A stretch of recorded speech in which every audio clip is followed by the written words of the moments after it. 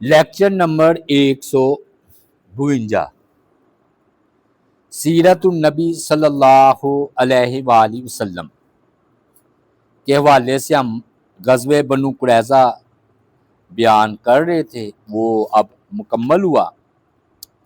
اب جنہوں نے سازشیں کی نبی علیہ السلام کے خلاف، تو آپ نے جہاں جہاں فتنے کا ڈر تھا تو آپ نے ادھر اپنے لشکر بھیجے ہیں۔ تو آج ہم ایک غزوہ اور ایک سریہ دونوں کا ذکر خیر کریں گے۔ سریہ اسے کہتے ہیں جس میں نبی علیہ السلام نے خود شرکت نہ کی ہو، اور غزوہ اسے کہتے ہیں جس میں نبی علیہ السلام نے خود شرکت وہ کی ہے۔ اب یہ سریہ محمد بن مسلمہ، یہ ایک صحابی ہیں، ان کی قیادت میں آپ نے لشکر بھیجا ہے۔ وجہ کیا ہوئی؟ یہ جو بت پرست دیہاتی لوگ اور خاص طور پر جو نجدی قبائل تھے یہ سب سے زیادہ اپنی جرأت دکھاتے تھے۔ بڑے جنگجو، طاقتور، بڑی تعداد میں تھے۔ تو جب غزوہ خندق میں کامیابی ہوئی نبی علیہ السلام کو اور قریش کو ناکامی ہوئی، اور میں نے آپ کو بتایا یہ ذہن میں رہے کہ آپ نے پشین گوئی کی ہے بڑی زبردست قسم، اور وہ حرف با حرف درست ثابت ہوئی۔ آپ نے فرمایا اب یہ آئے ہیں اب یہ نہیں آئیں گے، اب ہم ہی جائیں گے ان کی طرف۔ سبحان اللہ! یعنی کہ جو انہوں نے اپنا زور اور طاقت دکھلانی تھی وہ دکھلا دی ہے، اب ہم نہیں جانا۔ تو بنو قریظہ کا بھی صفایا ہو گیا، یہودیوں کا بھی، بلکہ 900 بندوں کو جب قتل کیا تو کتنا روب مسلمانوں کا دبدبہ ارد گرد چھا گیا۔ 900 بندہ قتل ہوا ہے، اور ویسے یہ اسی لائق ہے۔ دیکھا نہیں آج غزہ میں کیا کر رہے؟ سانپ کو دودھ پلانا، اپنے آپ کو ہلاک کرنا۔ اور نبی علیہ السلام نے وصیت فرمائی تھی کہ یہودیوں کو جزیرہ عرب سے نکال دینا۔ حضرت عمر نے پھر اس وصیت پر عمل کیا تھا، نکال دیا تھا، ان کو دفع کر دیا تھا ادھر سے، اور ٹھیک کیا تھا۔ آپ تھوڑا سا غور کریں، یہ مکہ مدینہ عرب میں ارد گرد رہتے ہوتے تو کیا حال کرتے؟ اب نہیں مان تو پھر ہے بڑی ہوشیار چلاک قوم یہودی۔ اب یہ سریہ جو ہے آپ نے بھیجا ہے 10 محرم کو اور 6 ہجری کو۔ آپ کہیں گے جنگ کرنا تو حرام ہے، آغاز جو انہوں نے کیا، ابتدا نہیں ہم کر سکتے، لیکن اگر ادھر سے ابتدا ہو جائے تو ہم اب یہ نہیں ہے کہ ہم اپنے ہاتھ باندھ کر بیٹھ جائیں، ہم مقابلہ کریں گے۔ اب بھی دیکھیں یہ ذوالقعدہ حرمت والا مہینہ ہے، فوجیں لڑ نہیں رہی، اب بھئی اگر وہ ادھر سے لڑیں گے تو پھر ہم لڑیں گے۔ تو نبی علیہ السلام نے قرطہ، اسے غزوہ قرطہ کہا جاتا ہے، قرطہ وہ مقام کا نام ہے، سریہ قرطہ، تو اس کی طرف بھیجا۔ تو مدینہ سے یہ 7 راتوں کا، تو یوں کہہ لیں 7 دنوں کا فاصلہ تھا جہاں پر جانا تھا۔ تو وہ نبی علیہ السلام نے بھیجا، تو 30 صرف جو ہے یہ فوجی تھے صحابہ، ان کو بھیجا، اور نبی علیہ السلام نے ان 30 مجاہدوں کو ہدایات بھی تھی، کیونکہ یہ جنگ رازداری کا نام ہے، یاد رکھیے۔ 2 آپ نے الفاظ بولنے ہیں کہ ایک دھوکے کا نام ہے اور ایک رازداری۔ وہ جنگ ہمیشہ ہم جیتیں گے جس میں رازداری ہوگی اور دشمن کو دھوکہ دیں گے۔ اس کو قتل کرنے جا رہے ہیں تو دھوکہ دینا تو ہے ہی ہے۔ تو آپ نے فرمایا کہ رات کو سفر کرنا، دن کو آرام کرنا، اور دن کو چھپ کر رہنا، اور یہاں تک رازداری رہے کہ دشمن کے سر پر جا کر انہیں پتہ چلے. چنانچہ یہ پھر صحابہ جو ہے نا 30 ساری رات سفر کرتے، دن کو چھپ جاتے، حتیٰ کہ یہ نا پورا تھا جو مقام تھا، یہ قبیلہ تھا، ادھر پہنچ گئے. پھر جاسوسی کا بھی نظام تھا. تو محمد جو ہے نا یہ سپہ سالار تھے، صحابی ہیں یہ. تو انہوں نے عباد بن بشر کو نا جاسوسی کے لیے بھیجا. وہ ان کی آبادی میں انہوں نے پہنچ کر حالات کا جائزہ لیا. وہ بالکل بے فکر تھے، انہیں کوئی پتہ نہیں تھا کیا معاملہ ہے. تو وہ شام کو نا اپنے جانور واپس لائے اور انہوں نے نا انہیں ان کا دودھ دو کر انہیں بٹھا دیا تھا. تو عباد رضی اللہ تعالیٰ عنہ انہوں نے جا کر محمد بن مسلمہ کو خبر دی، اپنے سپہ سالار کو. چنانچہ انہوں نے پھر دشمن پر حملہ کیا. 10 افراد ان کے قتل کر دیے، باقی بھاگ گئے. مسلمانوں نے ان کے اونٹ بکریوں پر قبضہ کر لیا اور ہانک کر انہیں مدینہ لائے. تو جاتے وقت تو ٹائم کم صرف ہوا، آتے وقت زیادہ ہوا. تو ان کو تقریباً 19 دن سارے معاملات میں گزرے ہیں. مال غنیمت کتنا تھا جی؟ آپ نے 5واں حصہ اپنا نکالا مال غنیمت میں سے اور باقی جو ہے نا ان میں تقسیم کر دیا. ایک اونٹ کو آپ نے 10 بکریوں کے برابر قرار دیا کہ اونٹ لے لو ایک یا 10 بکریاں لے لو. تو اونٹوں کی تعداد کتنی تھی جی؟ 150 اونٹ. بکریوں کی تعداد 3000. سبحان اللہ. یہ فرمایا نا کہ جہاد میں اللہ نے رزق رکھ دیا. 30 جو ہے نا 3000 بکریاں تھیں. اب وہ بڑا مشہور و معروف واقعہ سمامہ کا آپ سنتے رہتے ہیں. اب آیا یہ واقعہ. یہ جو تھا نا سریہ محمد بن مسلمہ کا، یہ جب واپس آ رہا تھا نا مدینے، تو راستے میں نا یمامہ کے سردار تھے سمامہ رضی اللہ، بعد میں ایمان لے آئے تھے، اس وقت حالت کفر میں تھے. ان کو گرفتار کر لیا. ان کو نہیں پتا تھا یہ جو ہے نا یمامہ کے سردار ہیں. اب 2 روایات ہیں کہ یہ عمرے کے لیے آ رہے تھے اور ایک یہ روایت ہے کہ بھیس بدل کر نبی علیہ الصلوۃ والسلام کو شہید کرنے آ رہے تھے. لیکن پہلے والی روایت کو ترجیح حاصل ہے کہ عمرے کے لیے آ رہے تھے. لیکن اللہ تعالیٰ کو کچھ اور ہی منظور تھا. یہ مجاہدین کے ہتھے چڑھ گئے. مجاہدین نے ان کو قید کر دیا، لائے سیدھا لا کر نہ وہ مسجد نبوی کے ستون کے ساتھ باندھ دیا. ان کو نبی علیہ الصلوۃ والسلام تشریف لائے. آپ نے ان کو پہچان لیا.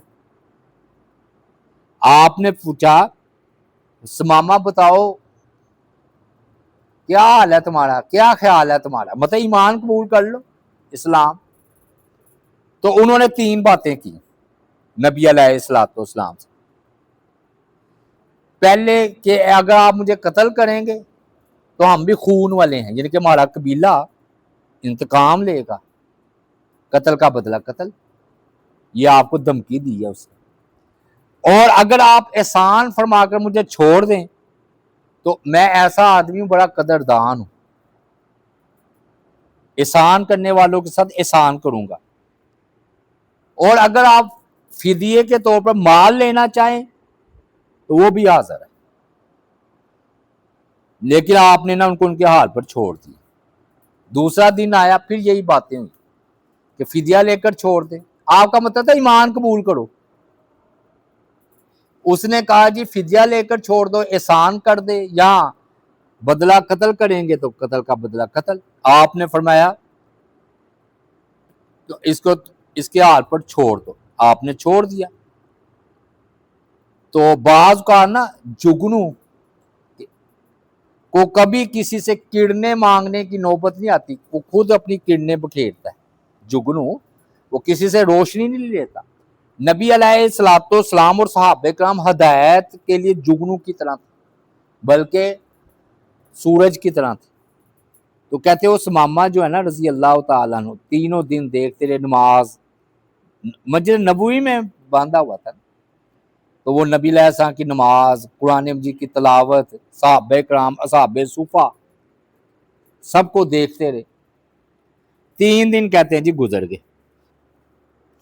جب 3 دن گزرے ہیں نا تو نبی علیہ الصلوۃ والسلام نے فرمایا کہ آپ تم نے کہا تھا احسان سمجھ کے چھوڑ دو، تو میں تمہیں ویسے ہی رہا کرتا ہوں، جاؤ، فدیہ بھی نہیں لینا، قتل بھی ہم تمہیں نہیں کرتے، جاؤ آزاد ہو۔ اب ان کی کہتے کایا ہی پلٹ چکی تھی، خیالات میں بڑا انقلاب آ چکا تھا، کیونکہ نا 3 دن میں قرآن مجید سنتے رہے۔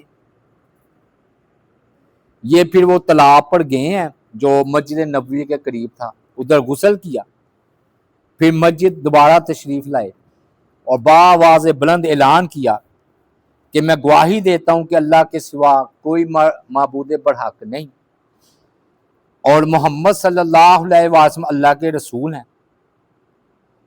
اے محمد صلی اللہ علیہ وسلم، اللہ کی قسم، پہلے مجھے پوری زمین میں آپ کے چہرے سے برا کوئی چہرہ ہی نہیں تھا، لیکن اب آپ کا چہرہ مجھے سب چہروں سے زیادہ محبوب ہے، اور آپ کے دین سے بڑھ کر کوئی مجھے اس سے پہلے برا دین معلوم نہیں ہوتا تھا، بڑی میں نفرت کرتا تھا آپ کے دین سے، مگر آپ کا دین اب سب سے زیادہ اچھا دین ہے، اور آپ اس سے پہلے ان کے حالت کفر میں مدینہ سے برا شہر میرے لیے کوئی نہیں تھا، لیکن اب آپ کا شہر مجھے سب شہروں سے زیادہ محبوب ہے۔ میں تو عمرہ کرنے کے لیے جا رہا تھا، اور آپ کے یہ قافلے نے 30 کا اس کو دستہ قافلہ کہہ لیں، انہوں نے مجھے گرفتار کر لیا، تو آپ جو حکم دیں گے میں اس پر عمل کروں گا۔ آپ نے فرمایا جاؤ اپنا عمرہ جو ہے نا کرنا ہے جا کے کرو، کیونکہ تمہیں تو نہیں نا انہوں نے روکنا۔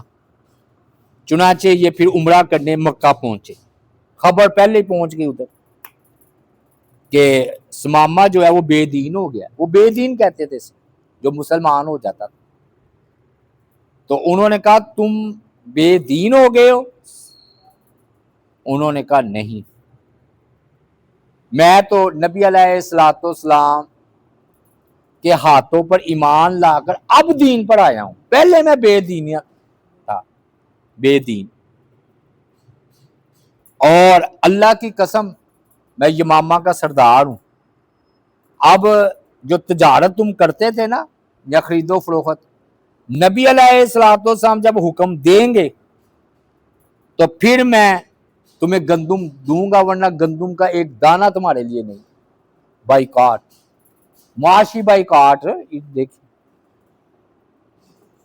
اب نہ ثمامہ عمرہ کرنے کے بعد یمامہ پہنچے تو اپنے اہل یمامہ کو حکم دیا، سردار تھے، کہ اب اہل مکہ کو بالکل غلہ نہیں دینا۔ انہوں نے اپنے سردار کا حکم مانا اور غلہ روک لیا۔ اہل مکہ قحط کی وجہ سے مردار کھانے پر مجبور ہو گئے، اتنے قحط سالی۔ پھر نہ ابو سفیان نے یا مکہ والوں نے نبی علیہ الصلوۃ والسلام کو خط لکھا۔ انہوں نے کہا آپ تو بڑی صلہ رحمی کا حکم دیتے ہیں کہ رشتہ داروں کے ساتھ اچھا سلوک کرو، چاہے کافر ہو چاہے مومن ہو، تو ہم آپ ہی کے رشتہ دار ہیں۔ تو آپ نے یمامہ ثمامہ کو روک دیا گلے سے، تو انہوں نے کہا ہم آپ سے صلہ رحمی کی امید رکھتے ہیں۔ پھر نبی علیہ الصلوۃ والسلام نے ثمامہ کو خط لکھا کہ آپ نے فرمایا پابندی ختم کر لو، ان کو غلہ دو. چنانچہ غلہ جو ہے پھر بحال جو ہے نا وہ ہو گیا. ادھر سے جو نہیں ہم معاشی بائیکاٹ کرتے یہودیوں کا، یہ بھی بند یہ بھی بند، یہ دلیل ہے. یہ ٹھیک ہے، یہ پیٹ سے ہی سمجھتے ہیں. یہ کافر لوگ عقل سے نہیں، دل سے نہیں، پیٹ سے سمجھتے ہیں. اب کہتے ہیں اس سے نا بڑے سبق بھی حاصل ہو رہے ہیں ثمامہ رضی اللہ تعالی عنہ کے واقعے سے. پہلی بات کہ کافر کو مسجد میں قید کرنا جائز ہے، وہی قید خانہ تھا. یہ حضرت نا عمر رضی اللہ تعالیٰ عنہ نے باقاعدہ قید خانے بنائے ہیں. ان کو دیکھ کر نا شام کو، پہلے کوئی اس طرح کا نہیں معاملہ تھا. وہ اپنے قیدی اپنے اپنے گھروں میں لے جاتے تھے، صحابہ کرام کھانا کھلاتے تھے، خود بھوکے رہتے تھے. وہ جو بدر والوں کے ساتھ معاملہ ہوا ہے، جب اتنے قیدی جو آئے تو ان کو اپنے اپنے گھر میں، لیکن ایک تھے تو ان کو نا پھر مسجد نبوی کے سے جب باندھ دیا ستون کے ساتھ. دوسرا مسئلہ یہ ہے کہ کافر پر بھی احسان کیا جا سکتا ہے. ایسی کون سی بات؟ اگر شرعی کوئی پابندی نہ ہو تو کافر پر احسان کریں، درگزر کریں تاکہ وہ دین کی طرف مائل ہو. تیسرا یہ ہے کہ غسل، یہ نا جو بھی اسلام قبول کرتا تھا تو غسل بھی بعض اوقات کرتا تھا، لیکن یہ بات سمجھ لیں یہ فرض نہیں ہے. بعض لوگوں نے اسلام قبول کرنے، کلمہ پڑھنے کے لیے نا غسل کو فرض قرار دیا، لیکن صحیح مسئلہ یہ ہے کہ کافی لوگوں نے نبی علیہ الصلوۃ والسلام کے سامنے کلمہ پڑھا ہے. آپ نے ان کو یہ نہیں کہا کہ جاؤ جا کر غسل کرو. ہاں غسل کرنا مستحب ہے، اچھا ہے، کیونکہ وہ کافر ناپاک ہوتے ہیں نا تو پھر وہ غسل کرتے ہیں. اور وہ بھی غسل جنابت کرتے تھے. آپ کہیں گے وہ ناپاک تھے. وہ ابو سفیان نے نہیں کہا تھا غزوہ بدر کے بعد کہ میں جنابت کا غسل بھی نہیں کروں گا جب تک مقابلہ نہ کروں؟ غسل تھا ان میں. لیکن بہرحال اسلام قبول کرنے کے لیے غسل کرنا مستحب ہے. ثمامہ رضی اللہ تعالی عنہ نے غسل کیا. کافر بھی ہو اگر اس نے نیکی کا ارادہ کیا، نیت کی ہے تو اس کو پورا کرے. جیسے انہوں نے عمرے کی نیت کی تھی حالت کفر میں، کی تھی نا، تو آپ نے فرمایا جاؤ ثمامہ اپنا عمرہ کرو، جا کر پورا کرو. اور اس سے یہ بھی ثابت ہوتا ہے کہ اگر کوئی کافر ہاتھ لگ جائے تو اسے قید کرنا، زندہ رکھنا، بلکہ با وقت ضرورت اسے قتل کرنا بھی جائز ہے. یہ راہ کا جنڈ پکڑ رکھا ہے نا ہم نے، کیا بوکوشن کیا نام ہے؟ دیکھیں اس کو ذرا اپنی حکمت کے تحت زندہ رکھا ہوا ہے نا ثبوت کے لیے. اب ایک نا غزوہ بنو لحیان ہے، یہ دوسرا ہے.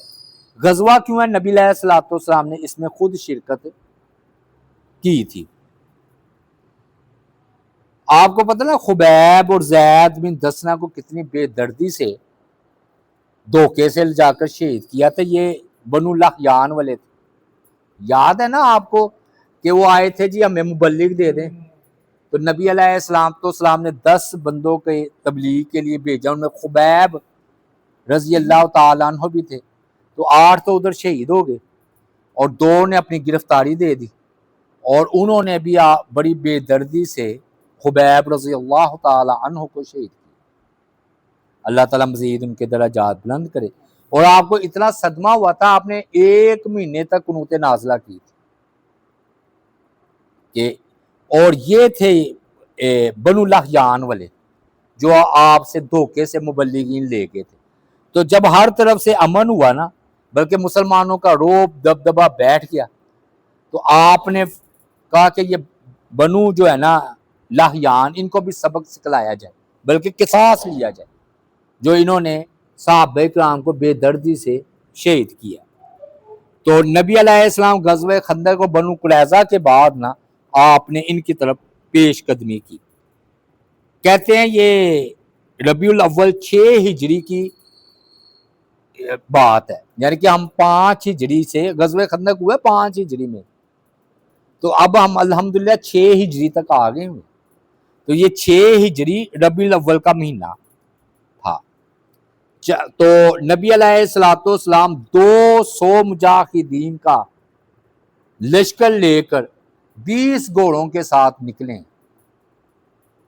مدینے کی نیابت کس کو دی ہے, کس کو امیر بنایا جی؟ وہی وہ مشہور صحابی عبداللہ ابن مکتوم نبینا صحابی, ان کو آپ نے اکثر نائب انہی کو مقرر کیا. پھر نبی علیہ الصلوۃ والسلام نے دشمن کا تعاقب کیا. تو آپ نے رازداری سے, میں نے کہا نا 2 چیزیں آپ رکھتے تھے, دھوکہ دینا جنگ میں اور رازداری. آپ نے ظاہر کرتے تھے میں ادھر جا رہا ہوں, جانا آپ نے ادھر ہوتا تھا. تو آپ نے اب کدھر جانا ہے؟ بنو لحیان کی طرف. تو آپ نے ایسے ظاہر کیا کہ ہم شام کی طرف جا رہے ہیں, رومیوں سے مقابلہ ہے جی. تو پہلے آپ نے شام کی طرف پیش قدمی کی کہ گویا آپ شام کی طرف چڑھائی کا ارادہ رکھتے ہیں. بنو لحیان جنوب کی طرف تھے, گویا اس کے آپ الٹ سمت گئے. پھر نبی علیہ السلام صحابہ کو بھی آپ اطلاع نہیں دیتے تھے کدھر جانا ہے, بس چلو. چنانچہ 200 کا یہ مجاہدین کا لشکر 20 گھوڑوں کے ساتھ تو آپ چلے ہیں, کیونکہ آپ دشمن کو بے خبری میں دبوچتے تھے. نبی علیہ الصلوۃ والسلام نے چلتے جا رہے ہیں, اور پھر آپ نے غران میں آپ نے پڑاؤ ڈالا ہے. یہ بنو لحیان کے قریب ہی تھا علاقہ. نبی علیہ الصلوۃ والسلام نے جب ان کی رہائش گاہوں پر پڑاؤ ڈالا, لیکن یہ دشمن انتہائی ہوشیار اور چوکس تھا. اصل میں ان کے دل میں تھا کہ ہم نے جو کیا ہے تو مسلمانوں کو جتنی برتری حاصل ہو گئی ہے, کیونکہ خبریں تو پھیل جاتی تھی کہ خندق میں بنو قریظہ کے ساتھ کیا معاملہ ہوا, تو ان پر مسلمانوں کا رعب چھا چکا تھا. اور انہوں نے نبی علیہ الصلوۃ والسلام کو دھوکے سے غداری کی تھی, تو یہ چوکس تھے. تو جب آپ نے جاسوس اپنے پھیلا رکھے تھے. اب جب ان کو پتا چلا کہ نبی علیہ الصلوۃ والسلام چوکس تھے, یہ پہلے سے آپ پہنچے ہیں, تو یہ پہاڑوں کی جو گھاٹیاں ہوتی ہیں اس میں جا کر چھپ گئے. نبی علیہ الصلوۃ والسلام جب اپنی منزل پر پہنچے, دشمن بھاگ چکا تھا. آپ نے چھوٹی چھوٹی ٹولیوں کی شکل میں صحابہ کرام کو پہاڑیوں پر بھیجا, کوئی نظر آئے گرفتار کر لو یا قتل کرو. لیکن مجاہدین 2 دن تک تلاش کرتے رہے, لیکن وہ بلند ترین پہاڑیاں تھیں, جگہ جگہ وہ خفیہ جگہ تھی, اور یہ تھے بھی 200 کی تعداد میں. انہیں کوئی سراغ نہ ملا. لیکن نبی علیہ الصلوۃ والسلام نے ان کو چیلنج کرنے کے لیے 2 دن ادھر رہے ہیں کہ بھی میں موجود ہوں, سامنے آؤ. اور نبی علیہ الصلوۃ والسلام کی بڑی خود اعتمادی تھی. پھر نبی علیہ الصلوۃ والسلام اس مقام پر پہنچے جہاں پر وہ 8 صحابہ شہید ہوئے تھے, مقام رجیع پر. تو آپ کی آنکھوں میں آنسو تھے, اور آپ نے ان کے لیے پھر ادھر دعائے خیر کی کہ یہ وہ جگہ ہے جہاں پر میرے صحابہ شہید ہوئے, مقام رجیع. تو ادھر آپ نے ان کے لیے بڑی مغفرت کی دعائیں جو ہیں وہ کی ہیں. پھر نبی علیہ الصلوۃ والسلام واپس ہوئے ہیں. جب واپس آئے ہیں تو آپ نے عسفان مقام پر پڑاؤ ڈالا, یہ مکے کے قریب تھا. تو نبی علیہ الصلوۃ والسلام نے اب دہشت پھیلا رہے ہیں, یعنی کہ آپ نے ابو بکر کو بلایا, وہ حاضر ہوئے. تو نبی علیہ السلام نے فرمایا قریش کو یہ خبر مل چکی ہے کہ مدینہ سے نکل کر ہم عسفان پہنچ چکے ہیں. اب انہیں یہ ڈر ہے کہ میں حملہ نہ کر دوں. تم 10 صرف لے کر شاہ سواروں کو ان کی طرف جنگ نہیں لڑنی, سر روب ڈالنا, دہشت زدہ کرنا. تو ابو بکر رضی اللہ تعالی عنہ 10 صحابہ کے ساتھ ادھر کو روانہ ہوئے. جب یہ قرائے الغمیم حضرت ابو بکر اس مقام پر پہنچے تو قریش کو ان کی آمد کا پتہ چل گیا کہ ابو بکر آئے ہوئے ہیں. یہ نہیں کوئی پتہ کتنے ہیں, بس جی وہ مسلمانوں کی نا لشکر آ گیا، دہشت آ رہی ہوگی، روب، ہاں جی، اور یہی مقصد تھا نبی علیہ الصلوۃ والسلام کا۔ ابو بکر رضی اللہ تعالیٰ عنہ نے جب دیکھا کہ مقصد میں کامیابی ہو گئی ہے، دہشت پھیل گئی، یہ نا بڑا اثر ہوتا ہے۔ وہ کیا کہتے ہیں، روب رکھنا چاہیے۔ رسول اللہ صلی اللہ علیہ وآلہ وسلم نے فرمایا میرا روب جہاں پر میں ہوں تو 1 مہینے کی مسافت پر جاتا ہے، اور وہ ٹیچر استاد کامیاب ہوتا ہے جو کلاس میں آئے اور اس کا روب ہو، سارے خاموشی چھا جائے۔ اللہ تعالیٰ رحمت کروڑوں رحمت نازل فرمائے۔ ہمارے استاد موت عبداللہ رفیق صاحب حافظہ اللہ، وہ ان کا یہ ایسے کلاس میں آتے تو سناٹا، کہ یہ اور بھی استاد تھے کوئی نہیں، شور شرابہ ہلکا پھلکا، اور یونیورسٹیوں میں دیکھ لے تو وہ تو آنکھیں دکھا رہے ہوتے استاد کو۔ یہ نہیں روب رکھنا چاہیے، ہاں جی، دبدبا۔ وہ میں نے آپ کو مثال نہیں دی کہ سانپ کو نا کسی نے استاد نے کہا سانپ کو شکایت کی جی یہ ہمیں جو ہے نا تنگ کرتا ہے، راستے میں کھڑا ہو جاتا ہے، تو انہوں نے کہا سانپ کو ڈسنا ڈسنا کوئی نہیں۔ وہ چند دنوں بعد دیکھا تو ادموا ہوا پڑا ہے، نہیں مڑتا، بچہ مرنے کے قریب۔ وہ کہا وہ ہوا کیا ہے؟ وہ کہتے وہ بچوں نے نا کھلونے مجھے بنا لیا ہے۔ سانپ نے کہا کیا ہوا؟ کہتے ایک دم سے مجھے پکڑتا ہے، ایسے گھماتا ہے، وہ ہو گیا۔ وہ ادھر کا بچہ وہ ایسے گھماتا ہے، وہ ہو گیا، میں تو مرنے کے قریب ہوں۔ تو وہ ادھر نہ استاد نے انہوں نے کہا کہانی بنائی ہوئی ہے لیکن ٹھیک ہے، یہ سبق وہ ہوتا ہے نا، اس سے سبق نکالنا ہوتا ہے تو کہانی۔ انہوں نے کہا تھا میں نے تمہیں کہا تھا ڈسنا نہیں، یہ تو نہیں کہا تھا پھنکار بھی نہیں مارنی، پھنکار تو رکھو۔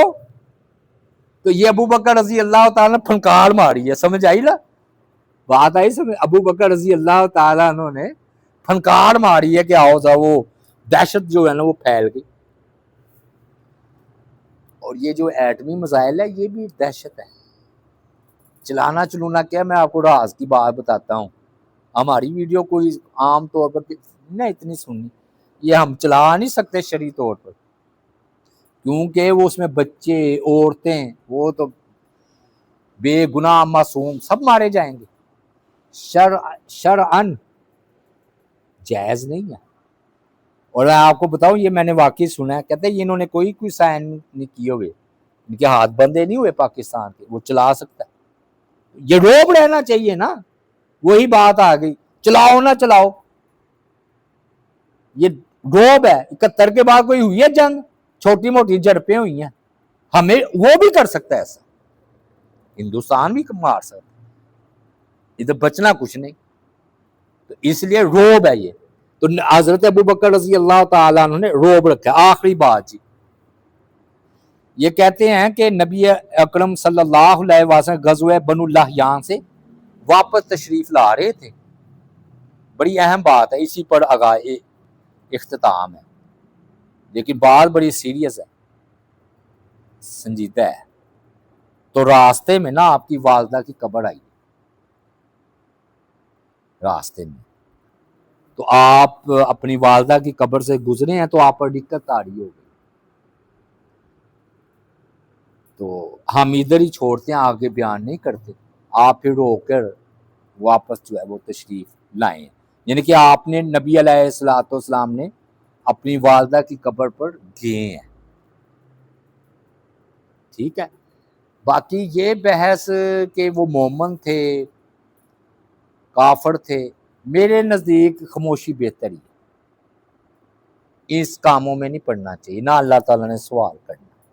دیکھیے نا نبی علیہ السلام رو رہے ہیں، تو نہیں، چاہے ابو طالب کا معاملہ ہو، چاہے نبی علیہ الصلوۃ والسلام کے والدین کا، ایسے بحث کرے گی حالت کفر میں فوت ہوئے تھے یا ایمان میں، جو بھی معاملہ ہو، مجھے تو خاموشی والا موقف زیادہ پسندیدہ ہے۔